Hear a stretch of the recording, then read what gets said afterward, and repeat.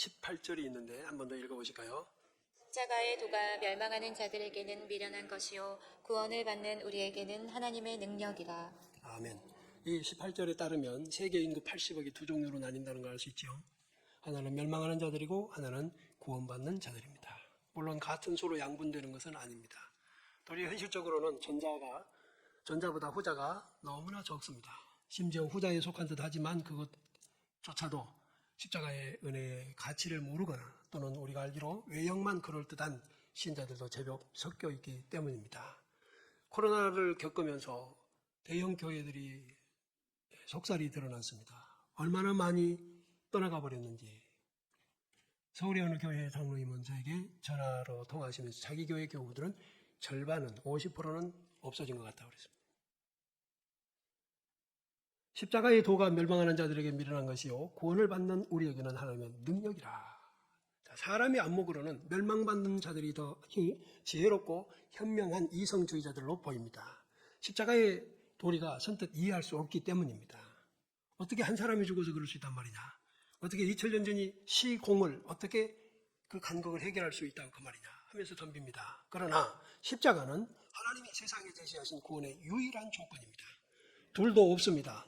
세상에 수많은 종교와 악한 교주들이 있지만 그건 다 인간들이 만들어낸 것이며 우리를 창조하시고 우리를 마지막에 심판하실 하나님이 제시하신 구원의 조건, 유일한 십자가, 독생자 예수 그리스도의 속죄 죽음만이는 그 외에는 없는 것입니다.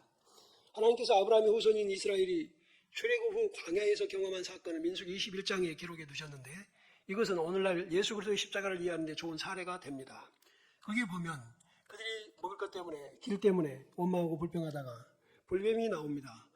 광야에 널브러져 있었던 불뱀들, 그동안에 하나님께서 자기 백성을 보호하심으로 그들이 한 사람도 물어 죽지 못하게 했지만 이제는 하나님을 불신하고 원망하고 불평하는 그들을 향해 하나님은 보호의 막을 거두시니까 불뱀들이 나와서 사람을 닥치는 대로 몹니다. 그들은 불에 데이는 듯 불에 타는 듯 고통 속에서 죽어갔습니다. 수많은 사람이 죽었지요. 그때에 겁이 난 그들은 잘못했다고 죄송하다고 회개합니다. 그때 또 우리 하나님 그들을 다시 용서하시는데 용서하시고 그들이 병으로 죽지 불뱀에 물려서 죽지 않게 하시는 하나의 처방전을 내리십니다. 정말로 그것은 뜻밖입니다. 너희를 물어 죽이는 저 불뱀을 닮은 모양 그대로를 노수로 만들어서 장대에다 달아라, 높이 달아라 그 말입니다. 그러면서 외쳐라. 이걸 쳐다보면 산다. 여러분 우리 속담에 이런 거 있어요. 자라보고 놀란 가슴, 뚜껑 보고도 놀란다. 불뱀에 물렸는데 어떻게 그걸 또 쳐다보라 그 말입니다. 그런데 여기에 하나님의 어떠하심이 들어 있습니다. 그때 그래 어쨌거나 나는 살고 싶어. 그러면 그들은 모세를 통해서 외쳐지는 저 음성을 듣고 그래 쳐다보자. 그런 사람들은 살았습니다. 아멘. 불뱀을 달아놨지만 저거 왜 달아놨는지 알려주지 않고 숨겨놓은 게 아니라 일부에게만 공개된 것이 아니라 모두가 듣도록 외쳤고 모두가 쳐다볼 수 있도록 높이 달아놨습니다. 누구나 쳐다보기만 하면 살도록 말입니다. 할렐루야. 이것이 바로 우리 하나님의 인생을 향한 인자와 긍휼입니다. 자신을 향해서 그렇게 원망하고 불평해도 그렇게 믿지 않고 불신을 해도 또다시 그들을 우리 하나님. 그때 여러분 장대에 달린 불뱀 모양을 쳐다보는 것은 그렇게 어려운 일이었을까요? 감정만 없었다면 생각만 바꿨다면 어려운 일 아닙니다. 아멘. 이성으로 타산하면서 이것이 저것이 어떻게 그럴 수 있느냐 하고 덤비지 않고 믿습니다 하고 덤볐다면 그들은 살았을 것이에요. 바로 이것이 생명의 조건입니다. 그러면 불뱀을 물려서 죽어가던 사람들 모두가 쳐다봤을까? 모두가 쳐다봤을까요? 아니면 끝까지 안 쳐다보고 죽어간 사람도 있을까요? 아마도 오늘날 사람들이 십자가 앞에서 했던 이것을 하고 있는 것을 기준으로 살펴본다면 그때 어떠했을지 짐작이 가능합니다. 쳐다보기도 싫은 불뱀 모양을 도리어 쳐다보라는 말씀이 생사를 가르는 기준이 되게 하시니가 하나님이세요. 요한복음 13장 14절에서 주님은 바로 그 말씀을 다시 한번 하십니다. 모세가 광야에서 뱀을 든 것 같이 인자도 들려야 하리니 이는 그를 믿는 자마다 영생을 얻게 하려 하심이라. 인자도 들린다. 곧 사람의 몸으로 사람의 자식으로 이 세상에 오신 예수님도 들려야 한다. 십자가에 달린다 그 말입니다. 그렇게 하는 이유 그를 믿는 자마다 영생을 얻게. 십자가는 이처럼 사람을 나누는 기준이 됩니다. 할렐루야.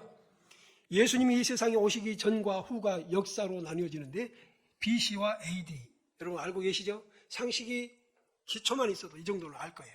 BC가 뭔지 AD가 뭔지. 동서양을 막론하고 이 세상이 생존하는 인생이라면 BC와 AD 안에 살고 가는 거예요. 바로 그것이 예수님이 세상에 오시기 전과 오신 후의 문제.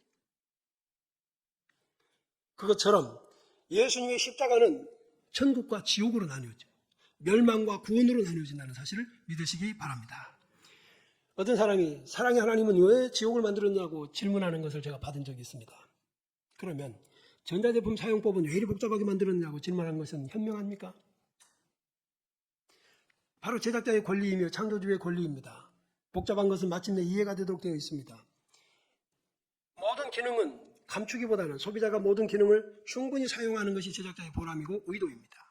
제가 어떤 이에게 자전거 운동을 권했습니다. 그러자 동생이 자전거 사고로 골절된 일을 경험했다면서 도무지 자전거를 타지 않겠다고 했습니다. 여러분 중에 거의 모든 이들은 자동차를 운전하십니다. 자동차의 위험성을 아십니까? 근데 왜 타시죠? 모든 자동차가 사고가 나는 건 아니기 때문입니다. 그렇죠? 모두가 자전거를 탄다고 해서 다 넘어지고 뼈가 부러지는 건 아니거든요. 창조주 하나님은 사람들에게 천국과 지옥의 존재를 분명히 알려주셨습니다. 뿐만 아니라 모든 사람이 구원받기를 원하십니다. 그동안 4주에 걸쳐서 그리스도인의 정체성에 대해서 말씀을 전했습니다. 누가 십자가 사건을 대속의 죽음이라고 믿는가? 누가 하나님의 자녀가 되는가? 하나님은 누구를 자녀로 삼으셨는가? 자녀를 삼으신 목적은 무엇인가? 우리가 거룩하지 못하고 흠이 많다는 것은 무엇인가? 그리고 하나님은 그것을 어떻게 대책을 세우셨는가? 배워왔습니다. 오늘은 십자가의 도입니다. 십자가의 도. 지혜 있는 자들과 총명한 자들에게 미련하게 보이는 이 십자가. 하나님은 그들의 교만을 역이용하십니다. 그리고 믿음을 자신이 택하신 자들에게, 창세전에 택하신 자들에게 선물로 주시는데 그 선물을 받아들자마자 십자가의 도리가 믿어지고 감격하게 되고 자랑하게 되는 겁니다. 어떻게 그렇게 되느냐가 아니라 하나님은 왜 그렇게 하셨느냐가 문제입니다. 왜 그렇게 하셨는가? 자, 이 고린도전서가 쓰여지던 이때 당시에는 지역이 고린도입니다. 언젠가 우리 교우들이 고린도 지역도 한번 방문해 보시기를 바라고, 그 고린도에 정말 높은 산, 비너스 우상이 있는 그 신전이 있는 곳을 한번 또 여러분이 가보신다면 이 말씀이 어쩌면 이해가 쉽게 될 겁니다. 자, 고린도는 우상천지, 그 다음에 이 음란함의 도시. 오죽하면 당신은 어디 출신입니까? 하면 고린도 그러면은 아주 그냥 상대를 하기 불편해하던 그런 상징적인 도시. 그곳에 하나님의 백성이 있었습니다. 할렐루야. 여러분, 그곳에서도 하나님은 자기 백성을 추출해 내시는데 바울 사도를 그곳에 보내서 복음을 전하게 하시고, 어떤 사람들은 그것을 조롱하지만 어떤 사람들은 아멘 하고 나와서 지옥이 아닌 영생의 길로 가게 된 것으로 믿으시기 바랍니다. 오늘 이 시대도 마찬가지입니다. 고린도와 같이 음란함으로 치닫고 강포함으로 치닫습니다. 어떤 한 남자분이 시아도에서 10수년을 보냈는데 어떻게 이렇게 됐느냐? 사업을 하다 이렇게 됐다. 어쩌다가 친구와 동업을 했다. 그 친구가 50억이 넘는 걸 갖고 도망가버렸다. 그래서 쫄딱 망해서 가정도 다 끝나고 혼자 기가 막힌 일을 제가 들었습니다. 이 강포한 세상, 이 악한 세상, 세상이 어쩌라고, 그 친구는 그럼 어쩌라고 그렇게 했을까? 지금 우리가 사는 시대가 지금 그런 시대예요. 그러니까 고린도만의 문제가 아니라 지금 우리들도 지금 그 문제 속에 있고, 너무나도 감사하게도 하나님의 백성에 속하여 지금 이 자리에 있고 이 말씀을 듣는 줄로 믿으시기 바랍니다. 자, 거기 19절 한번 보겠습니다. 시작. 기록된 바 내가 지혜 있는 자들의 지혜를 멸하고 총명한 자들의 총명을 폐하리라 하였으니. 그러면서 거기 22절에 시작. 유대인은 표적을 구하고 헬라인은 지혜를 찾으나. 예, 유대인들은 예수님을 당신이 십자가를 지고 죽는다 어쩐다 하는데 당신이 우리를 구원할 메시아인지 정말 하늘에서 왔는지 표시 좀 달라고. 근데 표시를 여러 가지를 제시해 줘도 죽은 자를 살리시고 막 해도 안 믿어. 그래서 무슨 표시를 달라고 하는지 모르겠어요. 그 다음에 또 하나, 헬라인은 당대 최고의 철학, 철학을 가지고 덤빕니다. 어떻게 이게 십자가 논리가 지혜로운가? 너무나 미련하다.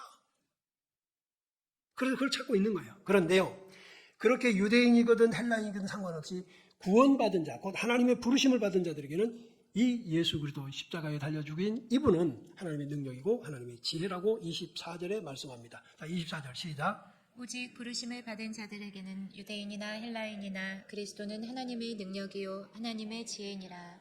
아무리 생각해봐도 십자가가 별것 아닌 게 아니라 구원받은 백성들에게는 십자가가 최고의 은혜고 능력이다.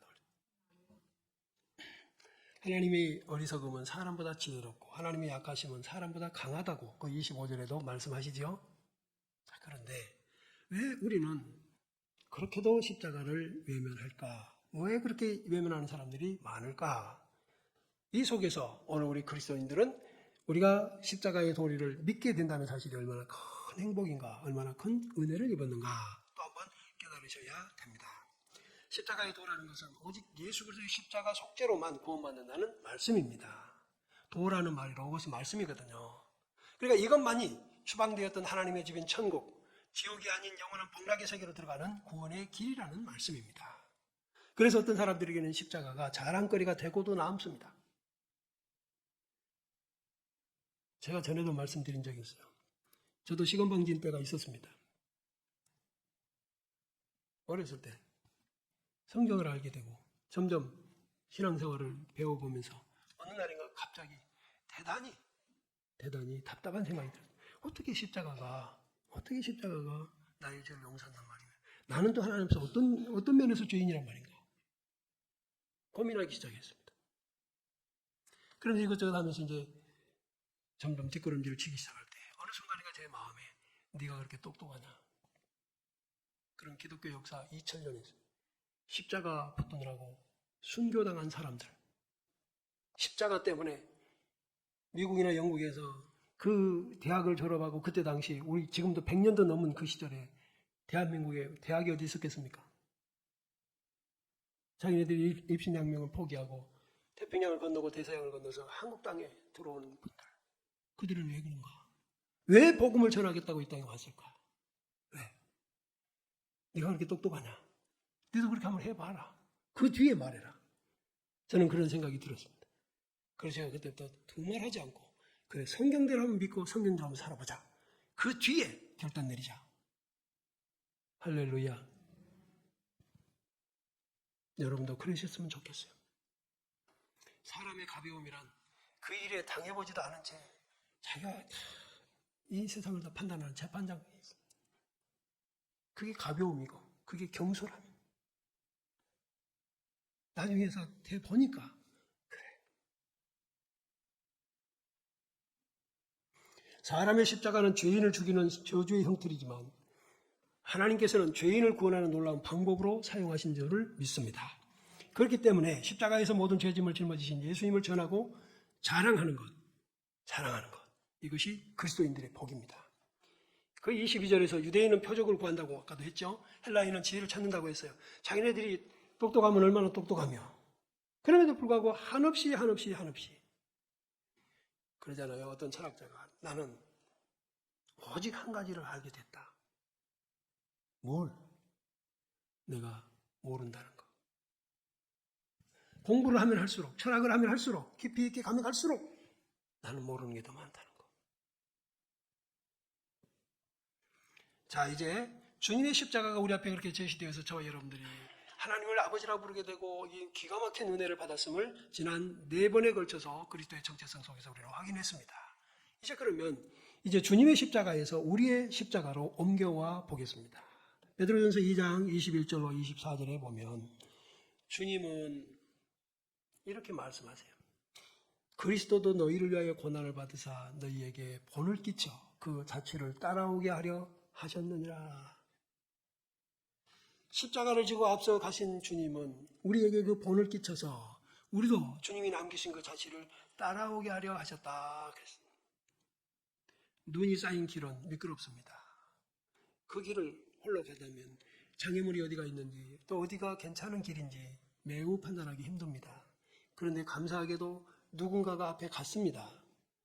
또 갔고 그래서 거기가 발자국이 겹쳐 있다면 역시 내 발자국도 거기에 겹쳐서 가는 게 가장 지혜로운 길이죠. 주님은 우리에게 얘들아 이 발자국 따라오너라 하고 십자가의 자취를 남기신 것이라는 말입니다. 우리가 따라가면 됩니다. 그런데 말입니다. 우리는 죄인이니만 그 베드로전서 2장 22절에 보면 그는 죄를 범하지 아니하시고 그 입에 거짓도 없으셨다 그랬어요. 그렇죠. 주님은 죄인이 아니세요. 주님은 단 한 번도 그 입에서 거짓이 없으신 분입니다. 그런데 우리는 거짓말도 많이 했어요. 우리는 죄도 많이 지었어요. 어제 죽었으면 괜찮을 건데 오늘 살아있으므로 어제보다 더 많은 죄를 오늘도 지은 것입니다. 우리는 인생이 그래요. 또 있습니다. 그 23절에는 욕을 당하시되 맞대어 욕하지 아니하시고 고난을 당하시되 위협하지 아니하시고 오직 공의로 심판하시는 이에게 부탁하시며 우리는 누가 나에게 욕하면 덤빕니다. 고난을 당하면 네가 왜 나를 고난하냐 하면서 대신 또 덤벼서 위협하고 하지만 우리 주님은 그런 적이 없어요. 얼마나 못나게 보였는지 그분은 끌려갔습니다. 무릎을 꿇리면 그대로 꿇어 계셨습니다. 오죽하면 제자들이 주님 그냥 어떻게 해버립시다. 그때 주님 말씀 내가 지금 하늘의 요청에서 12영이나 더 되는 천군 천사 동원하면 못할 줄 아냐. 그러나 그렇게 하는 게 하나님 뜻을 이루는 게 아니다. 40일을 굶주리셨을 때 돌로 떡덩이 되게 만드는 능력이 없으셔서가 아니라 그분은 그렇게 하시는 게 아니라는 것을 우리에게 보이시면서 그 자취를 우리가 따라오도록 흔적을 남기셨다는 사실을 믿으시기 바랍니다. 그러니까 예수 믿는 사람들은 고난을 피하는 것이 아니라 주님의 고난을 따라가는 것입니다. 욕을 받으면 욕을 당할 때 욕을 대신하는 것이 아니라 그냥 욕을 듣는 것이 주님을 따르는 길이라고 주님은 그 자취를 그렇게 남기셨어요. 그러면서 하나 오직 공의로 심판하시는 이에게 부탁하셨다. 아멘. 그가 누굽니까? 지금도 살아계시고 지금도 두 눈으로 우리의 행위를 살피시며 우리의 모든 말을 들으시는 하나님 그분께 부탁하셨다. 우리가 어떻게 십자가를 지고 가야 할지를 그분은 보이신 것이죠. 그러면서 그분이 이 땅에 육신을 입고 계실 때에 제자들과 사람들 앞에 이렇게도 말씀하신 적이 있습니다. 자기 십자가를 지고 나를 따르지 않는 자도 내게 합당하지 않는다. 누구든지 내 제자가 되고 싶다면 자기 십자가를 지고 따라와라. 아멘. 또 누가복음 9장 23절에서는 무리에게 이르시되 아무든지 나를 따라오겠든 자기를 부인하고 날마다 제 십자가를 지고 따라라. 그리스도인들이 바로 이 점에서 문제가 생깁니다. 예수 믿으면 있던 십자가도 없애주시면 좋겠잖아요. 우리는 그걸 복이라고 하잖아요. 그걸 기도하잖아요. 그렇게 될 거라고 가르치는 목사님들 얼마나 많습니까? 그런데 주님은 예수를 믿으면 십자가를 지라는 거예요. 아멘. 예수를 믿으려면 똑바로 믿으려면 십자가를 지라는 거죠. 그러니까 안 믿을 때보다 더해요. 이게 우리 그리스도인들이 가는 길이요. 이게 주님의 제자로서 뒤를 따라가는 길입니다. 십자가를 없애버리는 게 아니라 십자가를 지라고. 여러분 십자가를 없애는 방법 알려드릴게요. 그 십자가의 사명을 완수하면 벗겨집니다. 주님이 골고다에서 십자가로 사명 완수했을 때 더 이상의 십자가는 없죠. 우리도 날마다 져야 할 십자가가 있지만 그 십자가를 없애는 방법은 없고 딱 하나, 그걸 제대로 감당하면 없어진다. 십자가를 진다는 말은 그 십자가를 결코 소홀히 여겨서는 안 된다는 점을 강조하시는 것입니다. 십자가를 장식용으로 달고 다니는 차원을 넘어서야 합니다. 더 나아가서 십자가로 마귀를 물리치는 것으로만 끝날 것이 아니라 우리들의 삶에 날마다 십자가를 감당해야 하는 것으로 이해하시기 바랍니다. 주님이 십자가 지고 따라오라고 하신 말씀에는 참 미안함도 들어있을 것 같아요. 십자가 얼마나 힘든지 아시잖아. 얼마나 힘든지. 겪어본 분들은 알잖아. 제대에 앞둔 말년병장이 이제 막대기 하나 달고 들어온 신입 이등병에게 난 네 같으면 죽어버리겠다고 할 정도. 왜 그 말 하냐? 이 고난의 길이었던 건지. 네가 막대기 4개를 달 때까지 얼마나 험한 일이 나왔지. 물론 지금이야 군대가 뭐 그러지 않는다고 하지만 인생을 살아본 사람들은 그래요. 제가 언젠가 쓴 글에 낙엽은 꽃잎을 부러워하지 않는다. 왜? 꽃잎이 낙엽 되기까지 과정은 얼마나 많은 풍상이 남아있는데. 여러분 실제로 우리는 어린아이를 보고 고운 피부를 보고 맑은 눈동자를 보면서 아이고 너는 좋겠다 부럽다 우리 다 거쳐왔으나 그들은 아직 우리가 살아온 이 험한 세월을 아직 못 갔습니다. 미안한 일이죠. 주님은 마치 그러실다 그 말입니다. 그럼에도 불구하고 얘들아 내가 보니 너무 힘들더라 너에게는 생략해 줄게 이게 아니라 이건 마치 가나안은 광야 건너편에 있는 것처럼 우리 주님이 우리를 광야를 생략하지 않고 그 길을 또박또박 걷게 하셨다는 말씀입니다. 그러면서 남기신 것이 중간에 무너지지 않으셨고 마침내 승리하신 것을 보여주시고 자 우리가 십자가를 지고 따라가면서 얻는 유익들이 많습니다. 그 중에 하나 따라가면서 자기 죄를 시인하게 되는 자기가 죄인인 것을 깨닫게 되는 그 은혜가 있습니다. 십자가 지고 가다 보면 주님 생각이 납니다. 세상에 주님은 이런 경우도 참으셨겠구나. 이럴 때도 견디셨겠구나. 이럴 때 인내하셨구나. 그래서 내가 오늘의 구원이 있구나. 얼마나 감사한가. 그래서 십자가를 통해서 주님의 사랑을 더욱 깊이 깨닫게 돼요. 죄에서 건져주신 주님을 생각하게 되고 이제는 주님을 의지하면서 따라가야 되겠구나 하는 마음이 생기더라. 두 번째 십자가 지고 따라오는 말씀 속에 너 자신을 죽여라는 말이죠. 주님이 십자가를 지신 것은 자기를 희생해서 다른 사람을 살리기 위해서예요. 네가 십자가를 지라 그 말은 너를 희생해서 다른 사람 살리라는 말이에요. 네가 죽어야 다른 사람 산다는 뜻입니다. 내가 죽어야 내 가족이 살고 내가 죽어야 전도 대상자가 산다 그 말입니다. 얌체같이 살면서 예수 전할 수 없다는 뜻이 그 속에 들어있지요. 자기 교만을 드러내고 세상을 향한 욕망을 제어하지 못하는 삶을 사는 크리스천이 전도할 수 없다는 뜻입니다. 불같은 혈기를 가지고서 어떻게 가족을 전도합니까? 자존심을 죽여야 합니다. 다른 사람과의 관계에서도 내가 죽으면 문제가 없지요. 내가 살아있으니까 그렇잖아요. 부부간에도 한 사람이 입 다물면 한쪽에서 막 공격하다가도 꺾이게 돼 있어요. 근데 듣다 참다 뭐 어쩌고 하면서 덤비니까 커지죠. 우리 날마다 십자가를 지라는 말은 어디에나 네가 죽어야 할 이유가 있다. 고린도전서 15장 31절에 형제들아 내가 그리스도 예수 우리 주 안에서 가진 바 너희에게 대한 나의 자랑을 두고 단언하노니 나는 날마다 죽노라.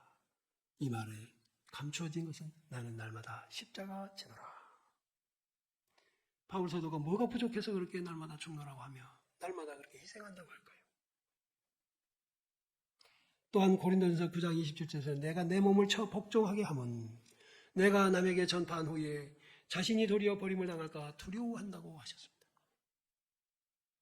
내가 내 몸을 친다는 말은 내 육체 속에는 아직도 혈기가 있다는 말이고 욕심이 있다는 말이고 세상을 향한 욕망들이 막 불타오르고 있다는 뜻이에요. 그것을 쳐서 복종시키는 것이 십자가 지고 주를 따르는 길이라는 사실이죠. 여러분 날마다 있으시죠? 욕망 없는 분 없죠? 다 있어요. 또한 세 번째로 주님이 십자가에 따라오라고 하신 것은 네 뜻대로 살지 말고 하나님 아버지의 뜻대로 살라는 뜻입니다. 주님이 그러셨잖아요. 내 아버지여 할 수만 있으면 만일 할 만하시거든 이 잔을 내게서 지나가게 하십시오.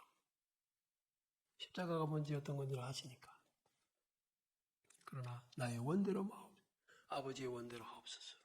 바로 이게 나를 죽이는 거예요. 내 뜻이 아니에요. 오늘 우리 많은 그리스도인들이 기도를 합니다.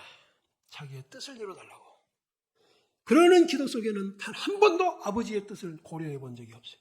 아버지의 뜻이 무엇인가 염두에 두지 않는 기도라면 우리는 십자가 지고 저를 따르는 게 아닙니다. 사울왕은 자기를 위한 싸움을 합니다.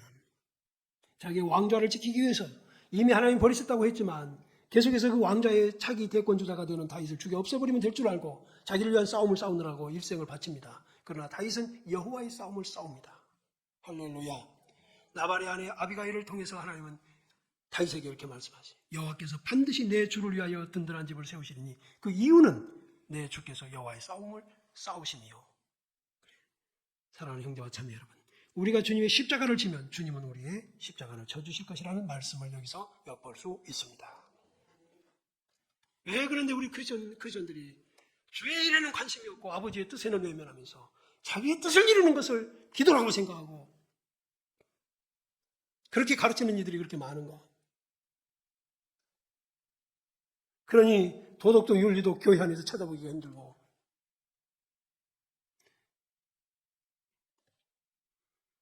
우리가 아버지 하나님의 뜻대로 십자가를 지면 아버지 하나님의 은혜를 누리게 될 줄로 믿으시기 바랍니다. 주님이 자기의 뜻을 포기하고 하나님의 뜻을 쫓았기에 우리가 죄사함을 얻고 하늘나라를 소망하는 구원의 길이 열렸습니다. 마찬가지로 우리가 주님처럼 십자가를 질 때 우리 가족의 구원의 길이 열릴 줄로 믿으시기 바랍니다. 얼마나 어려운 일인가? 얼마나 어려운 일인가? 나도 욕망이 있고 나도 삶에 대한 본능이 있는데 어떻게 그걸 포기할 수 있단 말인가? 그래서 예수 믿는 게 쉽지 않다고요. 우리 타락한 욕심을 가지고는. 그런데 혼자 가면 못하지만 말씀이 성령이 도와주시니까 모두가 사명 완수할 줄로 믿으시기 바랍니다. 힘을 냅시다. 우리가 십자가를 지면 일가친정 예수 믿게 됩니다. 하나님의 놀라운 은혜가 우리가 십자가 지면 이웃과 우리 직장 동료들에게 구원의 복음을 전할 수 있을 것입니다. 내 능력이 아니라 하나님께서 나를 그렇게 쓰시도록 내어드리면 그게 헌신이고 그게 바로 전도자의 삶이며 예배의 결실입니다. 사람들은 각자 다 뜻이 있습니다. 자신의 뜻이 있죠. 어떻게 하든지 그 뜻이 관철되기를 원하고 애를 씁니다. 거기에 실패하면 서운하고 때로는 낙심하고 시험에 들기까지도 하니까요.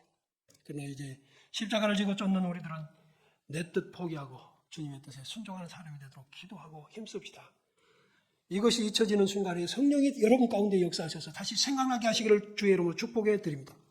자신의 뜻을 포기하는 것에 희생이 따릅니다. 손해가 있습니다. 자존심 상할 수도 있습니다. 정말 못나 보일 때도 있습니다. 그럴지라도 나를 포기하면 그게 바로 앞서가신 주님의 자치를 따라가는 겁니다. 끝으로 네 번째로 주님이 우리를 따라오라고 하실 때 십자가를 지라고 하신 것은 사명 감당하라는 것입니다. 십자가는 예수님의 사명이었어요. 아버지 하나님께서 예수님에게 주신 사명이었어요. 마찬가지로 우리에게도 십자가 사명이 있습니다. 아멘. 우리는 우주를 구원하고 전 인류를 구원하는 대상은 못될지라도 바로 내 옆에 내 가족, 아멘. 주 예수를 믿으라. 그러면 너와 네 집이, 아멘. 바로 그 예수를 믿고 교회 왔다 갔다 하는 것이 아니라 바로 예수님을 따라가는 십자가의 자취를 따라가는 우리의 발걸음에 하나님 이렇게 은혜를 주실 것이라는 뜻입니다. 내게 힘든 일, 내게 아픈 것을 주신 것 바로 내게 주신 십자가의 사명이라고 깨달으십시오. 왜 이걸 내가 맡아야 하나? 형제 중에도 부모님 안 모시려고 그럽니다. 내가 모실게. 그러자니 얼마나 많은 일이 문제가 생기는지. 그럴지라도 이렇게라도 해서 내 형제들의 메마름을 고칠 수 있고 우리 부모님께 내가 마지막으로 효도할 수 있다면